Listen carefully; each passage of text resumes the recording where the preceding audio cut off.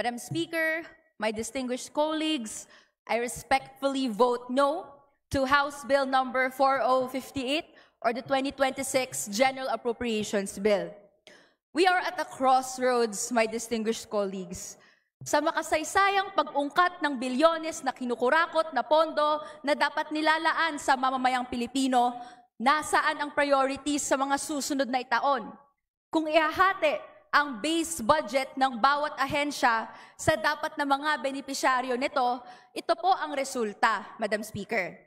Kapag hinati ang buong pondo ng DepEd, lalabas na 90 pesos at 50 centavos lang ang nakalaan sa kada estudyante araw-araw. Samantala, kung hatiin naman ang pondo ng SUCs at CHED sa lahat ng college students ngayon, nasa 100 pesos naman ang nakalaan sa kada estudyante araw-araw. Pero kapag hinati ang buong budget ng PNP, on average,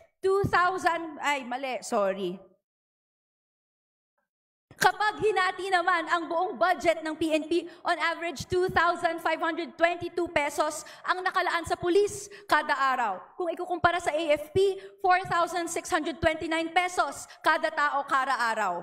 Ito ang realidad ng ating budget. Tama ba ang priorities na ito? Klaruhin natin. Kahit may papogi points sa 4% GDP allotment sa education na pinagmamalaki ni Pangulong Marcos Jr., sabit lang ito sa minimum international standards na pag-iiwanan pa rin ang batayang pangailangan ng mga kabataan. Bulok pa rin ang mga pasilidad mula elementarya hanggang kolehiyo na binabayo pa ng mga bagyo, baha at lindol. In the light of the 1 trillion pesos allotted to flood control projects only in the past 3 years, unacceptable na may kulang pa rin sa pagpondo ng karapatan ng kabataan sa edukasyon. Samantala, 738.4 billion pesos po ang budget para sa pasismo, sa confidential and intelligence funds at mga armas at operasyong panunupil sa mga lumalaban, sa korap at mga pahirap na polisiya. Sa bilyones na ito, 9.5 bilyong piso ang nakalaan sa suporta sa NTF-ELCAC, kasama na ang bogus development fund at 200 bilyong piso ang budget sa pension ng military and uniform personnel. Meanwhile, ang 13.9 billion piso para sa social pension sa mga milyong-milyong naka-waitlist or 1 milyong naka-waitlist na mahirap na lolo at lola na tig 1,000 pesos lang, hindi mahanapan ng fiscal space. 13.9 billion pesos po.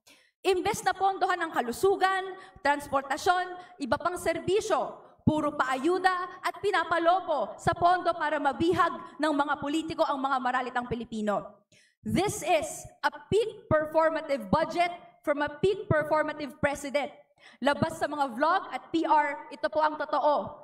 Nang tinanong natin diretso kung kaya pa bang madagdagan ang pondo, sabi sa atin, hindi na kaya, wala na raw pera. May pera daw, napupunta lang sa pasismo, base militar, gera, bayad utang at pork barrel. This is unacceptable, Madam Speaker. At hindi po ako nag-iisa. Tumitindig po sa likod ko, sa harap din natin, kasama natin mga ligdar estudyante, UP, PUP, PNU, Rizal Technological University, we have at to iba pa. remind And that's that why 3 minutes po, expired already. Thank you. that's why po, Please yes. wrap up. Yes, and that's why po tumitindig po kasama ang kabataan at mamamayan.